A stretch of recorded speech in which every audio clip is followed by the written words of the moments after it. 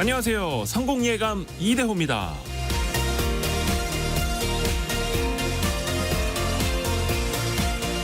영하 10도의 한파가 아니라 영상 10도 이상의 봄 날씨가 이어지고 있습니다. 눈이 내려야 할 겨울에 비가 옵니다. 대설이 아니라 호우를 주의해야 하는 상황입니다. 제주도에서는 보통 4, 5월에 핀다는 산철쭉이 12월에 연분홍 꽃잎을 드러냈고요. 부산과 여수 등 남부지방에서는 벚꽃이 피었다고 합니다. 따뜻해서 활동하기 좋다는 생각은 잠시일 뿐 겨울에 이래도 되나 걱정이 몰려옵니다. 패딩 등 겨울옷 장사는 망쳤고 이제 막 개장한 스키장도 눈보다 걱정이 더 많이 쌓였습니다. 기상청에 따르면 지난 1991년에서 2020년 사이 평균 기온이 1912년, 1940년 사이에 비해서 1.6도 상승했고요. 이대로 가면 2081년 이후에는 남부 지역에서 겨울이 완전히 사라질 거라고 합니다. 온실가스, 탄소 배출을 줄여야 하는 이유를 오늘도 우리는 매일매일 체감하고 있습니다. 성공예감 이대호입니다. 시작합니다.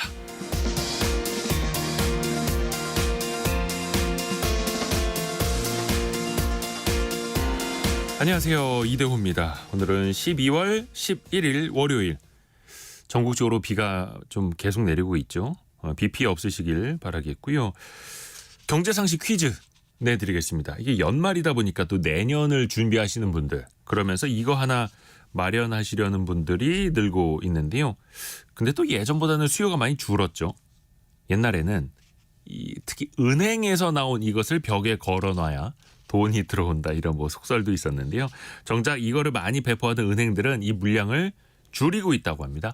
올해 5대 시중은행이 약 636만 부를 배포했는데요. 4년 전에 비하면 20% 가까이 줄인 거라고 하네요. 1월부터 12월까지 한 장 한 장 뜯는 재미가 있죠. 오늘 며칠이지? 라고 하면서 한 번씩은 들여다보는 바로 그것. 이면지를 또 잘 활용하는 그런 쏠쏠한 재미도 있었던 이것. 두 글자로 보내주시면 됩니다. 짧은 문자 50원, 긴 문자 100원이 드는 샵 9730 문자 메시지 열려 있고요. KBS 콩과 유튜브를 통해서도 함께 하실 수 있습니다. 저희가 추첨을 통해서 선물도 계속해서 보내드립니다. 성공예감 이대호입니다. 자주 검색하시면 성공이 가까워집니다.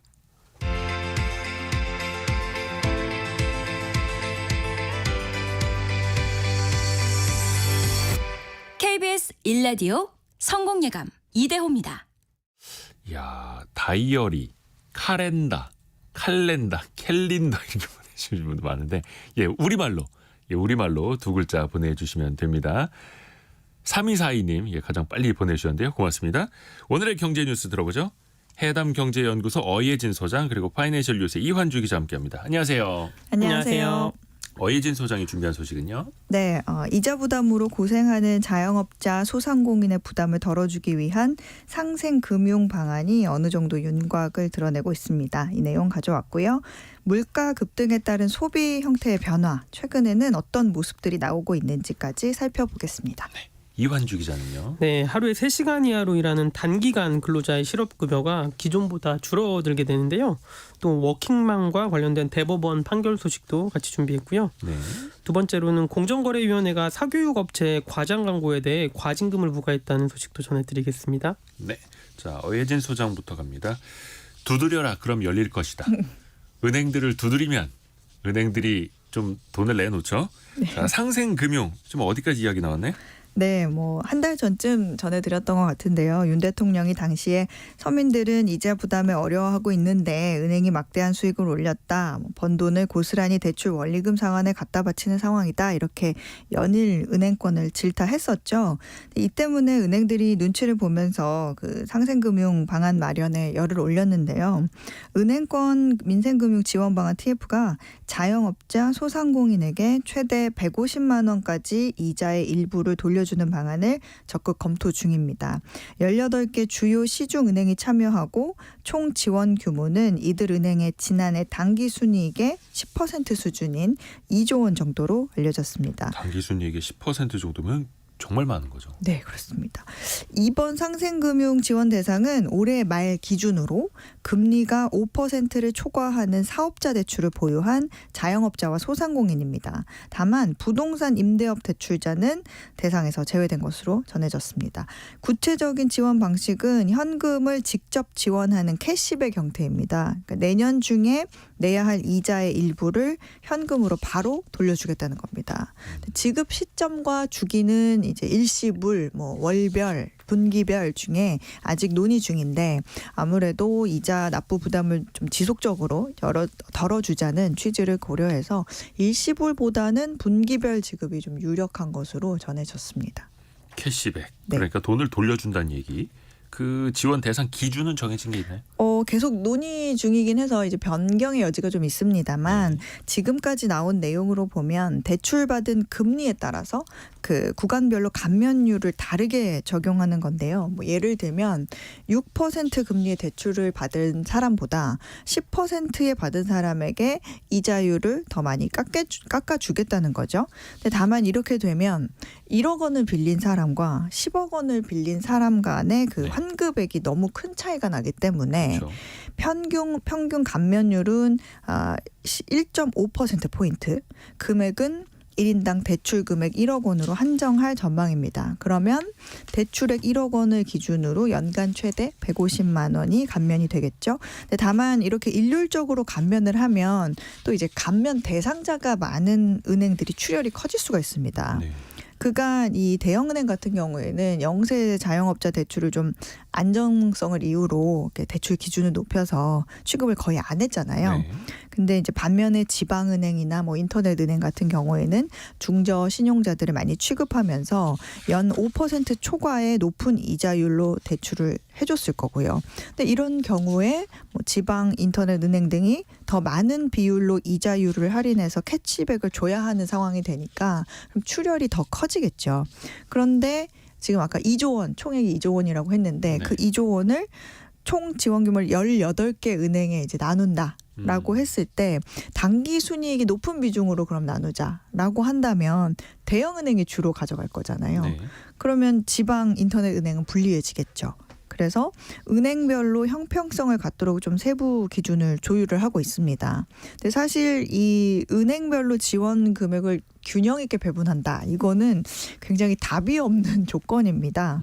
모든 대출자들에게 동일한 기준으로 혜택을 주자니 은행별 형평성이 좀 뒤틀릴 테고요. 그 반대도 마찬가지겠죠.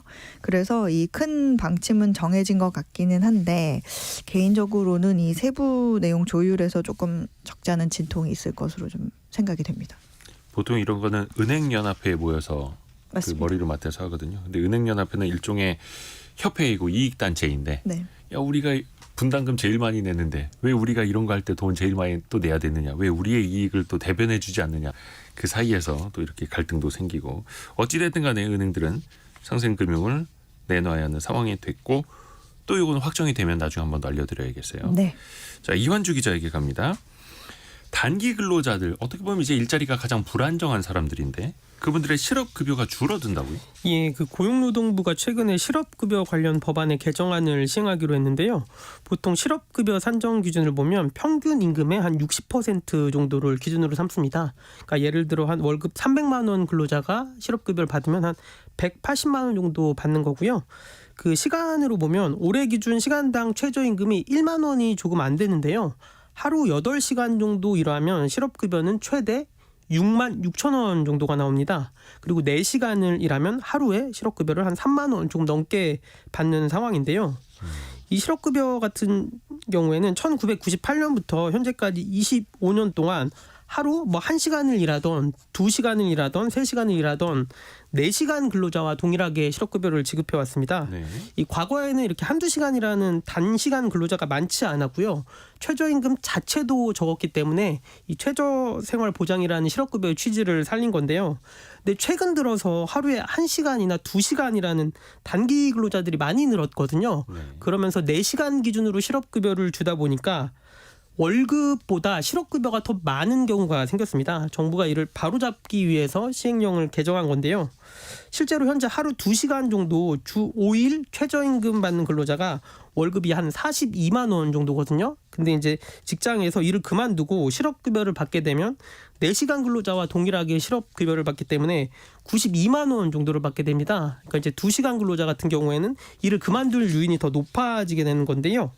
이제 앞으로 정부는 그래서 근로시간이 3시간이면 3시간, 2시간이면 2시간, 1시간이면 1시간에 맞게 실업급여를 산정하겠다라는 겁니다. 결국에는 이제 실업급여가 줄어드는 건데요. 이 정부 입장은 이런데 그 노동계 같은 경우에는 크게 반발하고 있는데요. 취약계층인 단시간 근로자의 생계를 위협하는 것이잖아요. 그래서 네. 단시간 근로자에 대한 차별 없는 보호가 더욱 필요한 상황인데 보호는커녕 최소한의 급여 수준마저 낮추고 이를 통해서 지금 고용보험 기금을 메꾸려는 거 아니냐 이렇게 비판하고 있습니다.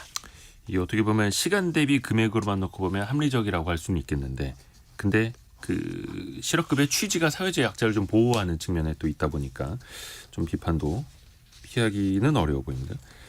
또 다른 소식인데 대법원이 워킹맘과 관련된 판결을 내린 게 있어요. 이거 예, 어떤 내용입니까? 이번에는 좀 노동자의 손을 들어준 좀 판결인데요. 네.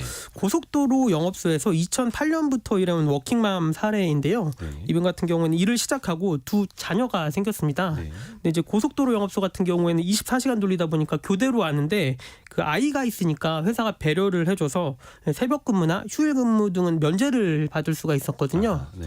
예, 근데 문제는 2017년에 용역 업체가 바뀌면서 일어났는데요. 예. 이 새로 바뀐 용역 업체는 이분에게도 동일하게 새벽 근무와 휴일 근무를 강요를 했습니다. 그래서 이분이 이제 이건 할 수 없다라고 불응을 하자 3개월간의 수습 기간을 거친 뒤 채용을 거부한 건데요. 3개월간의 수습 기간이라는 건 이분은 2008년부터 일을 했는데 2017년에 용역 업체가 바뀌었으니까 자신들 입장에서 수습 기간 뒤에 채용을 거부했다. 예, 맞습니다. 고용 계약이 이제 갱신이 되는 상황이었는데 그래서 이분 같은 경우에는 지방 노동위원회에 부당해고 구제 신청을 냈고 지방 노동위원회는 구제 신청이 맞다 부당해고 판정을 했습니다. 근데 회사가 이에 불응을 해서 소송을 걸었고 이게 최종 대법원까지 가서 대법원이 이 노동자의 손을 들어주는 건데요. 대법원은 어린 자녀를 키우는 워킹맘에게 새벽 공휴일 근무를 강요하고 이를 받아들이지 않자 채용을 거부한 회사에 대해서 부당해고라고 판결을 했습니다. 이 근거 법률 조항이 사업주가 일 가정 양립을 위해 노력해야 한다라는 조항이 있는데 이걸 근거로 삼습니다.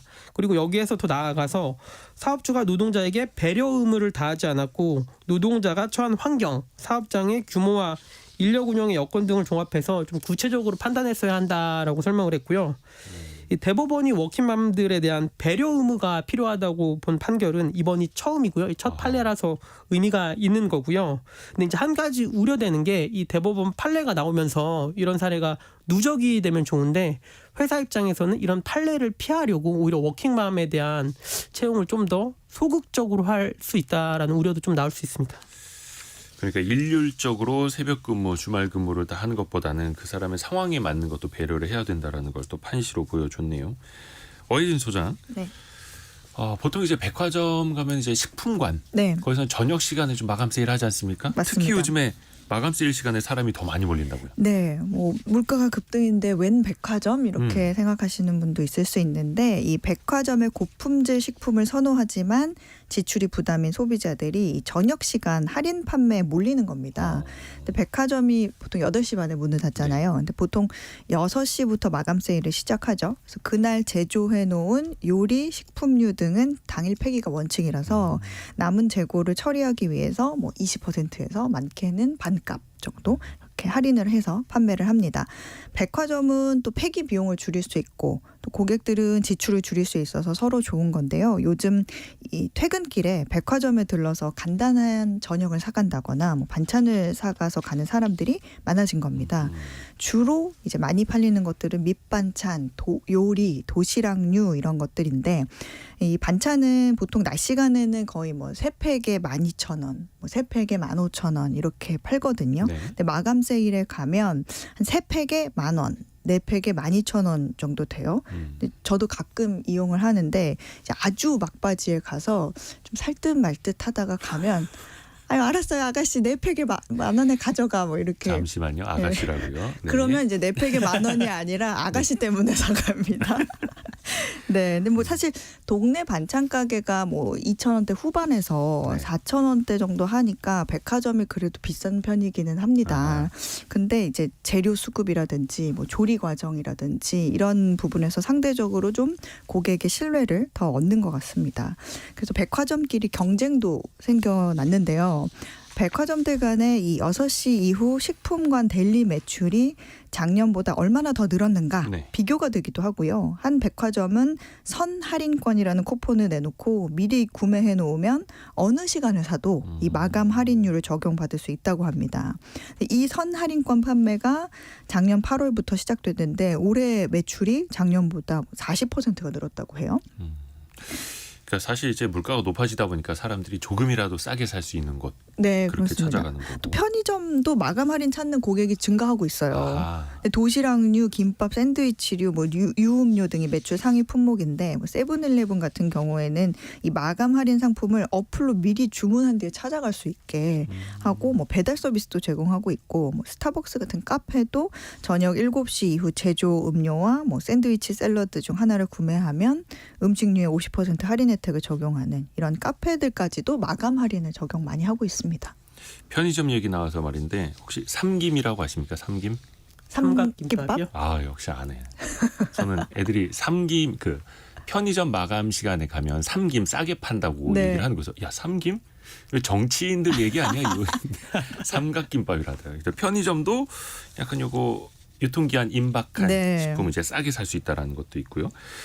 이게 이제 물가 때문에 조금이라도 싼 거 사려고 하는 것들인데 온라인에서도 마찬가지일 것 같아요. 그렇습니다. 온라인 플랫폼을 통한 전자상거래는 이제 원래부터가 오프라인보다 좀 가격이 저렴하고 좀 품질 대비 가성비가 높은 상품 위주의 소비가 강한데 이 고물가의 소비자들의 가격 민감도가 높아지면서 10,000원 미만의 저가 상품 수요가 부쩍 늘고 있습니다. 뭐 11번가와 티몬, 위메프 같은 이커머스 업체들이 저마다 초저가 가성비 상품을 내걸고 있는데요. 뭐 생활, 주방, 뭐 반려동물 용품, 화장품 같은 일상에서 자주 쓰는 생필품을 10,000원 미만의 가격에 내놓는다거나 뭐 3,900원, 뭐 5,000원, 9,900원 같이 가격대별로 이제 추천 상품을 골라서 심지어 뭐 무료 배송으로 판매하는 방식으로 매출이 거의 뭐 배 이상 올랐다고 합니다.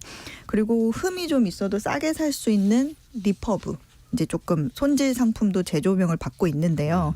뭐 보통 이제 매장에 전시됐거나 뭐 유통 과정에서 미세 흠집이 생겨서 반품된 상품을 말하거든요. 근데 이 한 이커머스는 올해 리퍼브 매출이 작년보다 80%가 늘었고 또 다른 곳은 올 하반기 매출이 작년 대비 270%가 급증을 했다고 합니다. 근데 뭐 낙과 상품, 뭐 못난이 과일 이런 거 소개해드렸었잖아요. 근데 그런 것들이 잘 팔리는 이유와 비슷합니다. 전형적인 불황형 소비의 한 패턴인데 한국은행이 발표한 11월 소비자 심리 지수는 97.2로 지난 7월 이후 넉 달 연속 하락세입니다. 보통 이제 100보다 낮으면 소비 심리가 부정적이다, 비관적이다 이런 건데 짠돌이, 짠순이 소비 트렌드가 아무래도 좀 더 강해질 것으로 보여서 이커머스 업체 최저가 경쟁은 아마 계속 더 치열해질 것 같습니다. 불황형 소비일 수도 있고 알뜰 소비일 수도 있고. 그 보통 생활물가 가늠할 때 맥도날드 빅맥 지수 많이 쓰잖아요. 네. 저는 이제 개인적으로 최저 시급이랑 택시 기본 요금을 이제 국가별로 비교를 하거든요. 근데 한 20년 전에 저희 나라 택시 요금이 우리나라 네. 택시 요금이 1,600원 정도였는데 네. 지금 한 3배 정도 올랐고 그 최저 시급 같은 경우에도 제가 이제 2004년에 편의점 근무할 때 3,000원이 좀 안 됐거든요. 네. 근데 지금 9,600원 정도니까 이것도 3배. 3.5배 올랐습니다. 네. 근데 반면에 이제 일본 같은 경우에는 20년 동안 최저 시급도 그대로고 택시 요금도 그대로거든요. 아하. 그래서 그걸 생각해 보면 우리나라 물가가 한 지난 20년 동안에 굉장히 많이 올랐다라고 볼 수 있을 것 같아요.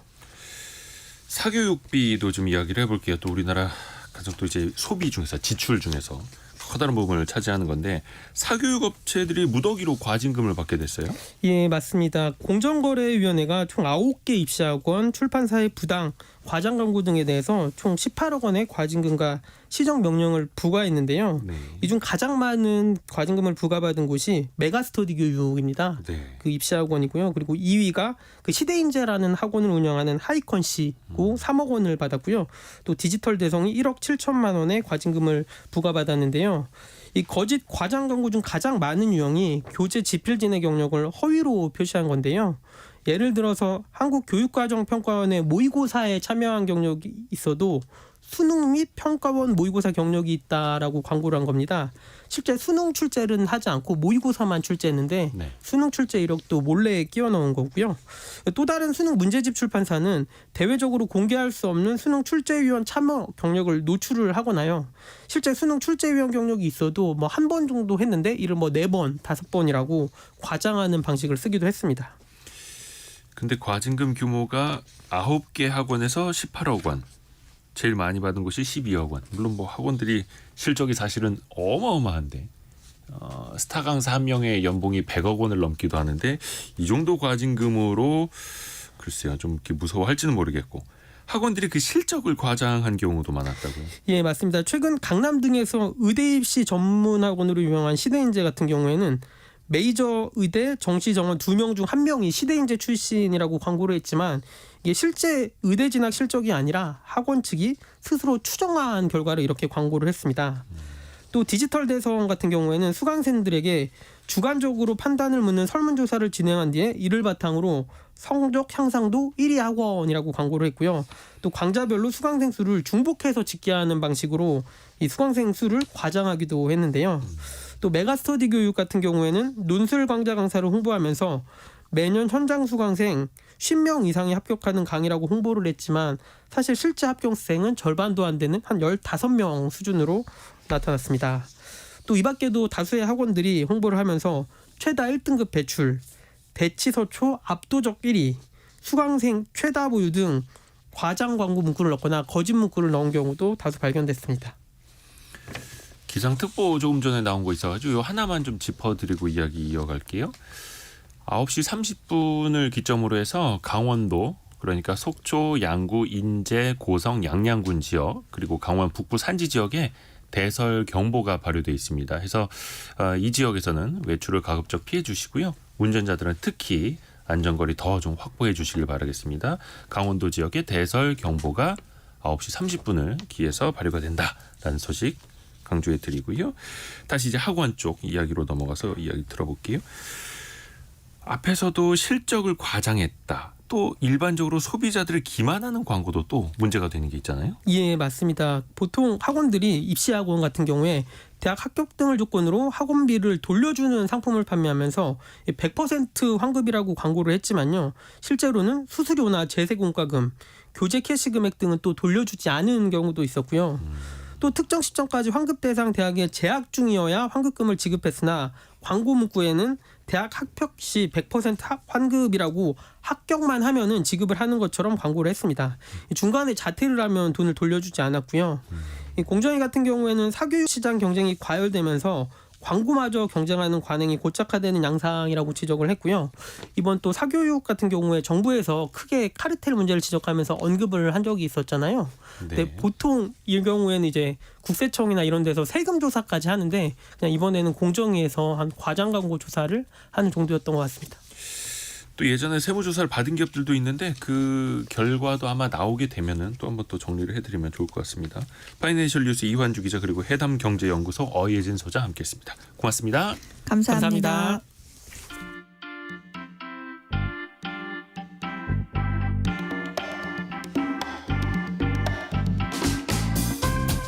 지금 여러분께서는 KBS 일라디오 성공예감 이대호입니다를 듣고 계십니다. 참여해주신 여러분께는 추첨을 통해 건강을 품다 헬시허그에서 고함량 글루타치온 퍼펙트 75를, 아름다운 식탁 창조 주비푸드에서 자연에서 갈아 만든 생와사비를, 쉽고 빠른 판촉물 제작 시너지 기프트에서 LED 무드등 스탠드를, 그리고 성공예감에서 준비한 커피 쿠폰을 보내드립니다. 당첨자는 성공예감 이대호입니다 홈페이지에서 확인하세요. 경제상식 퀴즈 한 번 더 내드리겠습니다. 이게 서비스 업체에서 고객들을 위해서 자기네 회사 이름 크게 박아서 연말에 항상 이제 선물하는 것들이 좀 많았었는데 요즘에는 그나마 은행에서 볼 수 있는데 은행에서 나눠주는 것도 좀 양이 줄다 보니까 많은 사람들이 구하지를 못하고 있다고 하네요. 그래서 이거를 중고 마켓에다 또 파는 사람들도 있고 이게 1,000원에서 심지어는 5만 원까지 거래가 되는 경우가 있다고 합니다. 야, 예전에 다 공짜로 얻었었는데 식당이나 미용실에 걸어두는 얇은 재질의 벽걸이용이 인기 있었던 적도 있고요. 요즘에는 탁상에 올려놓는 것도 많은 분들이 찾고 있는 것 같습니다. 8357님이 어제 간신히 병원 가서 이거 하나 얻어왔네요. 진짜 무료로 나눠주는 건 찾기 힘듭니다. 은행에서도 요즘엔 없어요. 라고 보내주셨고요. 오성민 님도 저도 은행 이것 구하러 갔다가 허탕쳤습니다. 4860님은 저희 아버지는 매년 인력을 사달라고 하십니다. 한 달에 한 장씩 넘기는 게 아니라 하루에 한 장씩 넘기는 것 있지 않습니까?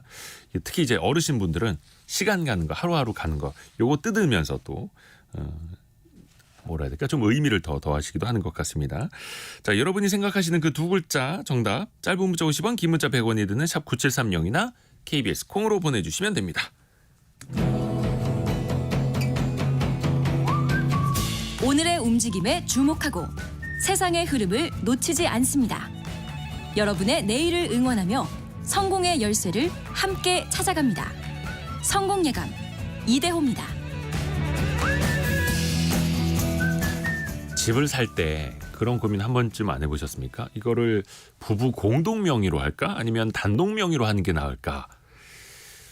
어떻게 하느냐에 따라서 세금이 정말로 달라지기도 한다고 합니다. 이거 유분리를 따져봐야죠. 슬기로운 세무생활 시간 누리세무그룹의 김철훈 세무사와 함께합니다. 안녕하세요. 안녕하세요. 공동 명의냐 단독 명의냐 이게 세금이 천차만별이라고요. 예, 맞아요. 그걸 설명드리기 위해서 이제 세금의 기본적인 개념 먼저 한번 설명을 드려야 되는데 네. 세금엔 두 가지 종류가 있어요. 근데 누진세라고 해서 소득이 많으면 많을수록 조금 더 높은 세율을 적용을 받는 건데요.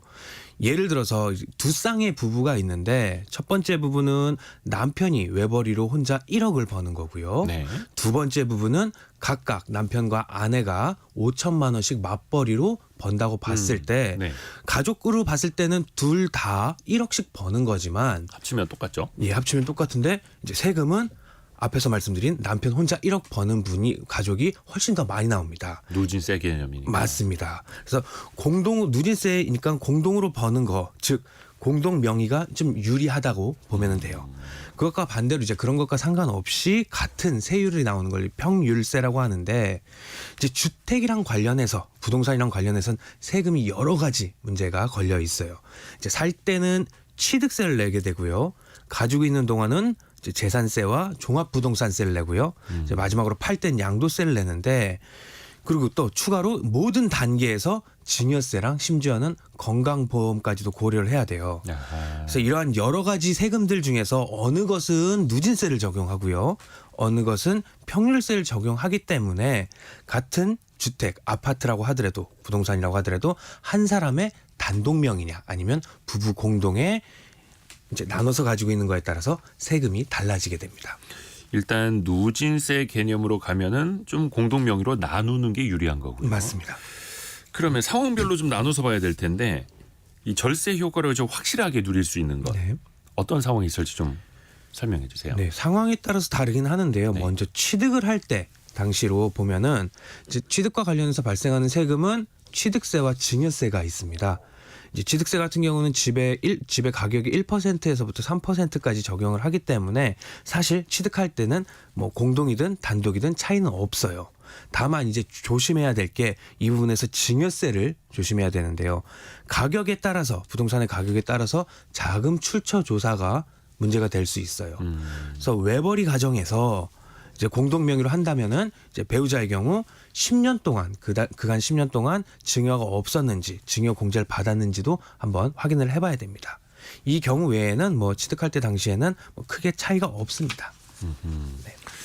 약간 좀 그런 생각도 듭니다. 이게 누진세 개념이면은 나누는 게 낫다라고 네. 말씀을 해주셨는데 혼자 버는 거 1억하고 둘이 나눠서 5천씩 벌어서 똑같은 1억인데 왜 세금은 달리 내야 되는가? 네. 그런 이야기도 좀 많이 들어보지 않으셨어요?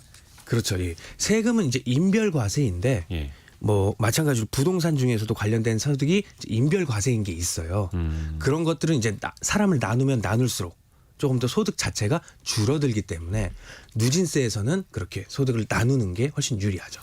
일단 현행 세제 안에서 조금 더 유리하게 가져가야 되니까 우리가 예. 또 이제 그걸 보고 배우는 거죠. 네. 좀 부동산 시장이 안 좋을 때 네. 특히 집값이 좀 떨어지고 있다면 네. 어떤 방식을 택하는 게 나아요? 보통 일반적으로는 집값이 떨어지고 있다면은 단독으로 소유하는 게 유리하고요. 세금적인 부분으로 봤을 때 네. 그리고 반대로 집값이 오르는 경우라면 공동 보유가 유리합니다. 마찬가지로 같은 내용으로 소득이 많이 발생하게 된다면 네. 누진세에서는 공동명의가 유리하기 때문에 소득이 발생할 것으로 보인다. 앞으로 가격이 오를 것으로 보인다. 집값이 지금 떨어졌기 때문에 앞으로 쭉 오를 것으로 보인다고 하면 이제 세금에 대해서는 누진세가 발생하는 부분에선 공동명의가 유리합니다. 이것도 그 금액 기준에 따라 좀 다르겠죠? 예, 맞습니다. 네. 이게 뭐 이제 세율 자체가 여러 가지가 있는데 그 뭐 세율이 변동되는 구간에서는 공동이 유리할 것 같습니다. 세율이 변동되는 구간을 좀 살펴봐야 된다. 네. 그러면 집을 매매하는 거, 집을 사는 거 말고 전세 같은 경우도 혹시 공동명의가 가능합니까? 의미가 있을까요? 네, 전세도 공동명의가 가능하긴 한데요. 네. 다만 이제 세금적인 부분에선 뭐 특별한 이렇다 할 이득은 없어요. 전세는 이제 공동적으로 실제로 공동으로 자금이 들어가는 거 아니면은 공동명의를 할 큰 유의는 없다고 보면 됩니다. 뭐 이유는요. 여러 가지 이유는 있겠지만 전세 대출을 받을 때 이제 공동명의를 하게 되면 연대 보증으로 해서 되는 경우들이 있는데 이럴 경우에는 이제 신용 점수라든지 등급에 영향을 안 좋은 영향을 미쳐서 앞으로 추가적인 대출을 받는데도 불이익이 있어요. 근데 이제 장점도 있다고 보면은 이제 예를 들어서 장점이 얘는 남편이 이제 채무가 있는 경우 그 채무로 인해서 전세 보증금 같은 게 압류를 당할 경우가 만약에 발생한다고 하면 이제 반대 상대방인 배우자 아내 쪽에는 전세 보증금 반쪽은 지킬 수가 있으니까는 안전하다고 볼 수 있겠네요. 아, 그런 상황에 따라서. 그리고 우선 집을 살 때 네. 단독 명의로 해놨다가 네. 나중에 공동 명의로 바꾸자. 네. 뭐 이럴 수도 있지 않습니까? 네. 이럴 땐 세금이 어떻게 될까요? 네, 보유를 하고 있는 중에 단독에서 이제 공동으로 바꾸게 될 경우에는 이제 조심해야 될 게 취득세를 추가로 한 번 더 납부를 해야 돼요. 잠시만요. 그냥 증여세를 묻는 그 기준이 되면 증여세뿐만이 아니라 네.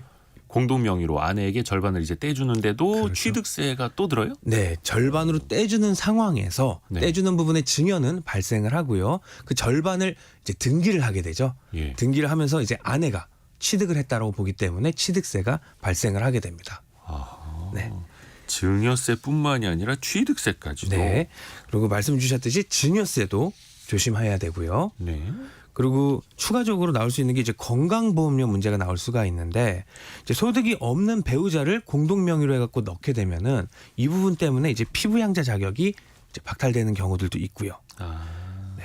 그럼에도 이제 바꾸는 게 유리한 경우를 찾아본다면은 올해는 거의 해당이 되지 않지만 이제 종합부동산세가 너무 많이 나왔을 때는 네. 이럴 경우에는 이제 부부로 나눠 가지고 종합부동산세를 줄일 수 있는 방법도 있고요.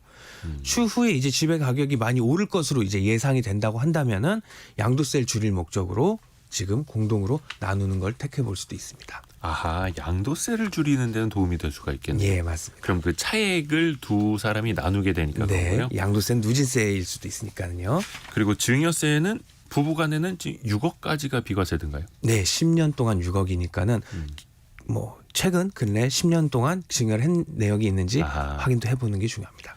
그리고 또 많은 분들이 종부세를 내지 않기 위해서 부부간의 공동 명의로 특히 이제 고가 주택 같은 경우 네, 그렇게 맞아요. 살았는데 그 기준이 얼마였죠?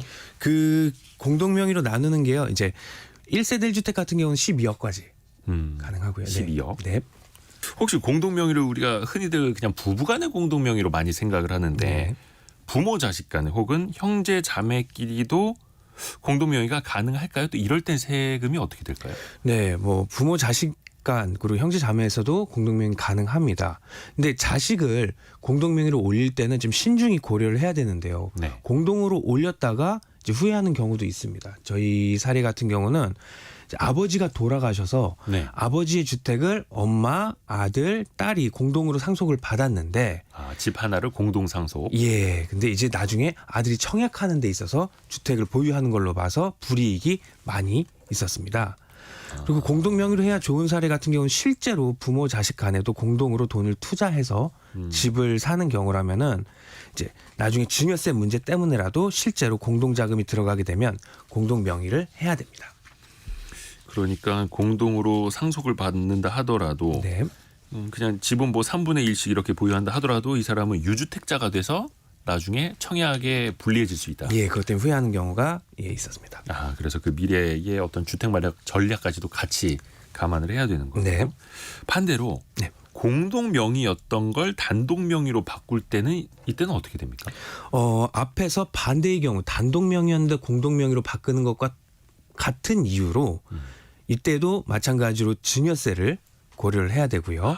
왔다 갔다 할 때는 그냥 증여세가 기본적으로 이제 네, 붙는다. 맞습니다. 또 추가로 취득세도 또 나오게 됩니다. 그래요? 네, 어쨌든 명의가 변경이 돼서 지분율이 변동이 된다고 한다면은 네, 취득세가 나오게 되고요. 보유세도 고려를 해야 됩니다.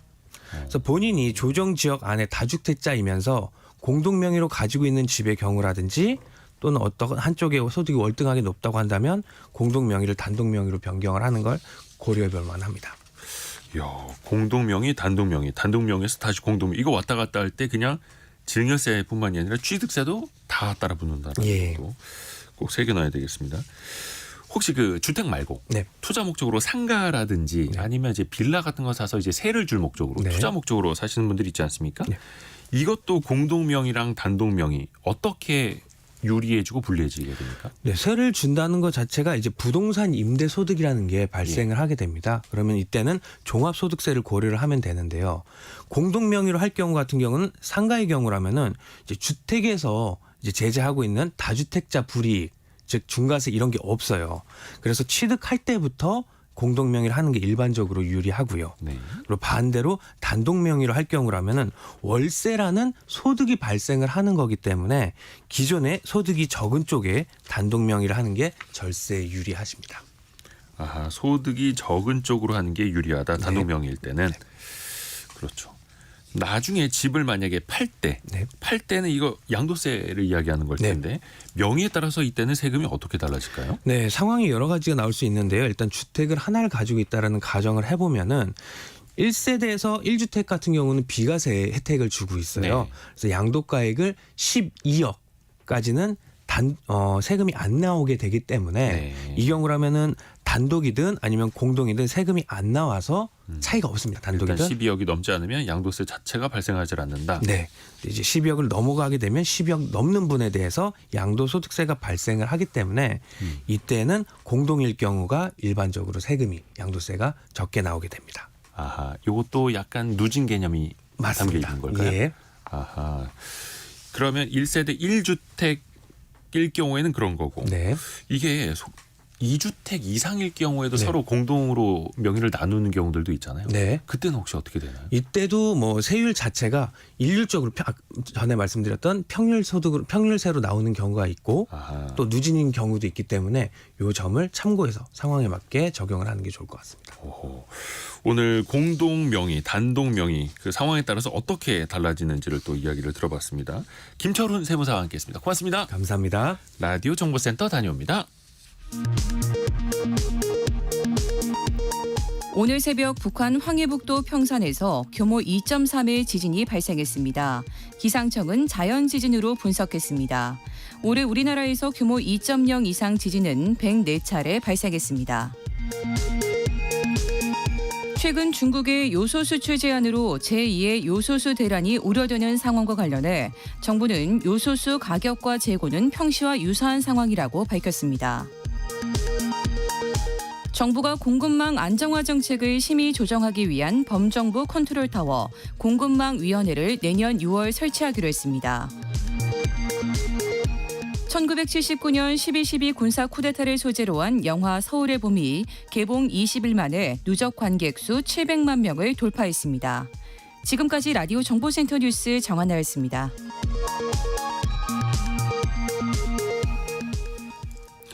미술품에 관심이 있는데 부동산에 관심이 있는데 그런데 한 번에 뭔가를 구매하기에는 금액적인 부담이 많죠. 그래서 그 실물 자산을 여러 개로 쪼개서 사고 파는 이른바 조각 투자라는 게 몇 년 전부터 등장을 했죠. 이 조각 피자처럼 말이죠. 투자도 조각 내서 할 수가 있다. 젊은 세대 중심으로 좀 관심이 높아지고 있는데 아직은 워낙 이제 시장 초반이다 보니까 투자하기 전에 주의할 점도 많이 있습니다. 이 조각 투자에 대해서 오늘 한번 살펴볼까요? 돈워리 투자 백서 시간 어서민의 성선화 대표와 함께합니다. 성 대표님 안녕하세요. 네, 안녕하세요. 자, 조각 피자 아니고 조각 투자. 네. 아직 잘 모르시는 분들을 위해서 이 개념부터 예. 좀 먼저 살펴주시겠어요? 네, 이게 사실 좀 굉장히 헷갈리는 개념인데요. 네. 최근에 이제 STO, 증권형 토큰이라는 게 이제 합법화가 됐고요. 네. 기존에 있었던 게 조각 투자거든요. 일단 뭐 개념 자체는 작은 단위로 투자를 한다. 그것도 실물과 연계돼 있다. 이 개념 자체는 비슷할 수가 있는데요. STO와 조각 투자는 몇 개 좀 다른 겁니다. 그리고 그 전에도 사실은 이 샌드박스 형태로 조각 투자가 가능했었거든요. 근데 이제는 STO, 그러니까 증권형 토큰이 제도권으로 들어오게 된 거죠. 이게 사실은 올해 1월 달에 이런 가이드라인이 있었는데요. 그러니까 금융위에서 이제 토큰 증권형 발행, 유통 규율 체계 이거를 의결을 하면서 이제 증권을 디지털화하는 방식, 그러니까 증권형 토큰을 허용한다. 요 문구가 들어왔습니다. 이 문구가 굉장히 중요한 이유가 그동안에는 이 STO라는 게 우리 어떤 식으로 자본시장의 제도권으로 들어올지가 어떻게 보면 규정이 안 돼 있었거든요. 그런데 이 문구가 허용이 됨으로 인해 가지고 자본시장 내에 증권형 토큰이 들어오게 된 거죠.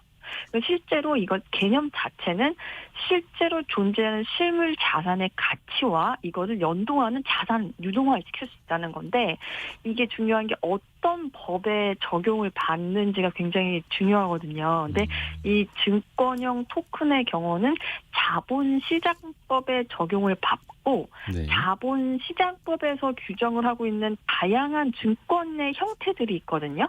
그 형태 중에서 얘는 투자 계약 증권에 해당한다. 이렇게 이해를 하시면 됩니다.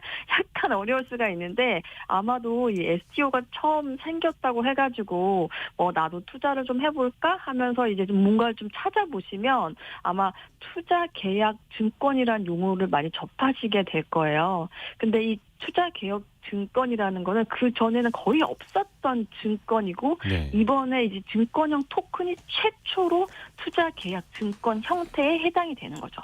그래서 STO라는 거는 투자 계약 증권이다. 이렇게 이해를 하시면 될 것 같습니다. 그 STO 증권형 네네. 토큰 그러니까 네, 시큐리티 맞습니다. 토큰 그걸 이제 네. 발행을 할 때 오퍼링이라는 게 붙어서 STO라고 하는데 네. 이게 좀 말이 어려워요. 그러면 네, 맞습니다. 조각 투자랑 STO는 어떤 적용되는 법이 다른 것이다 이렇게 이해를 하면 되겠습니까? 네, 그리고 사실 이 STO와 조각 투자의 교집합이 있는데요. 그 교집합은 바로 블록체인을 활용하느냐 안 하느냐에 따라서 또 교집합이 생기게 되는 거죠. 만약에 블록체인을 활용한다라고 하면 STO, 활용을 안 한다라고 하면 조각 투자. 이런 좀 기술적인 차이도 있습니다. 아하, 블록체인을 통해서 블록체인이라는 네, 기술을 맞습니다. 통해서 탈중앙화되어 있으면 STO. 네. 그게 아니라 뭔가 어떤 기관에 따라서 어떤 업체에 따라서 뭔가를 나눠지고 하는 거면은 그렇죠. 조각 투자 네. 이렇게 볼 수가 있겠네요. 특히 이제 네. 실물을 기반으로 한다라는 건 양쪽이 똑같다라고 보면 될까요? 네, 맞습니다. 네, 기술적인 어떤 형태의 차이가 있는 거죠. 그러면 특히 이번 네. 시간에는 STO 말고 조각 투자에 대해서만 네. 좀 한정지어서 이야기를 들어볼게요. 두 개 다 하면 지금 너무 어려우니까요. 사실 저거 요즘에 지금 계속 이슈가 되고 있는 게 STO이기 때문에 지금 계속 활성화가 되고 이번에 가이드라인이 생기면서 증권에서 증권 신고서가 제출된 게 STO거든요. 네. 네, 그래서 STO를 조금 더 집중적으로 말씀을 드리려고 합니다. 아하, 그래요? 네, 그러면 네. 뭔가 블록체인 기술을 활용한 네네. 그것을 대상으로요. 네. 어찌됐든 간에 큰 자산을 나눠서 사고 팔 수 있다라는 개념부터 출발을 하는 건데 네. 그러면 우리가 그냥 흔히 생각하듯이 네. 주식처럼 내가 마음 먹었을 때 쉽게 사고 팔 수 있다 이렇게 생각하면 됩니까? 네. 근데 사실 얘는 주식이 아니고 처음 말씀드렸다시피 투자 계약 증권이기 때문에 네. 사실상 많은 점에서 차이가 있습니다. 일단 이제 금감원에서 조각 투자 상품을요. 이게 투자 계약 상품을 일단 분류를 해야 되거든요. 여기서 5개 일단은 회사가 있는데 현재의 이 투자 계약 증권 증권 신고서를 제출 완료한 상태가 지금 현재 최종 3군데 정도가 있습니다. 근데 아직까지 최종 통과된 기업은 없고요. 아마도 12월 말쯤에 첫 번째 공모 사례가 나올 수 있을 것 같거든요.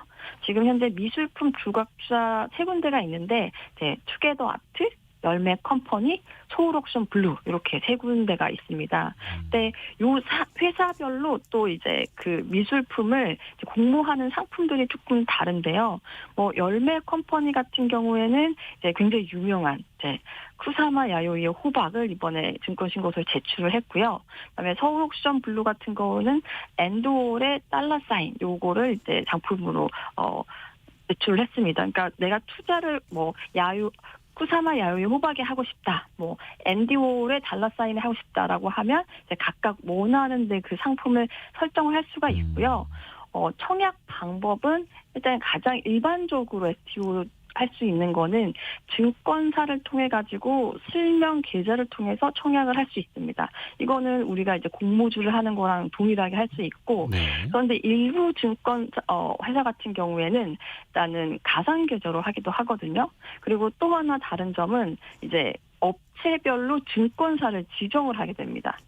투게더 아트는 NH투자증권을 일단 협업을 했고요. 그다음에 서울 옥션 블루는 KB증권, 그리고 열매 컴퍼니는 K뱅크를 지정을 했고 열매 컴퍼니 같은 경우는 가상 계좌로 청약을 가능하도록 이렇게 설정을 해놓은 상태인 거죠. 그래서 일반적인 공모주 같은 경우에는 이렇게 공모주를 하게 되면 대표 주관사가 있고 그다음에 서브하는 주관사가 있고 이런 식으로 가게 되는데 네. 이거 같은 경우에는 이제 그 업체와 증권사가 이렇게 캡피드된 그런 상태로 어떤 증권사는 여기에서 이렇게 조금 증권사들로 차이가 있게 되는 거죠.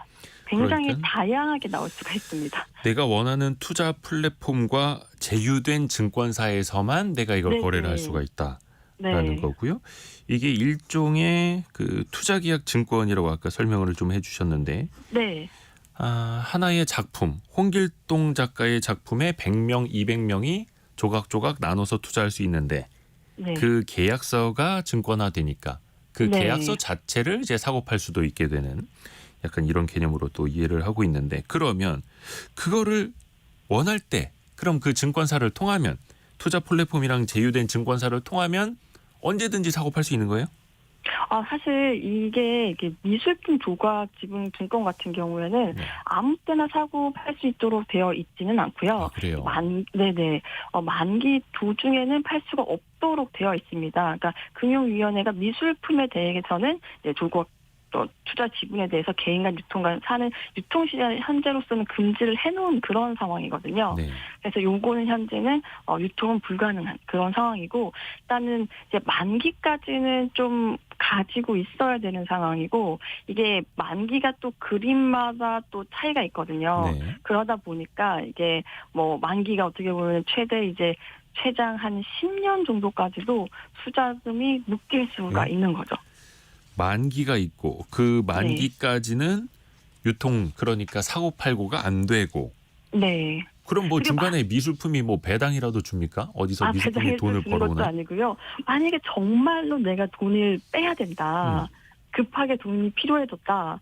그러면 이 각 플랫폼을 통해 가지고 네. 개별적으로 이 투자 계약 증권을 양도를 해야 되는 거죠.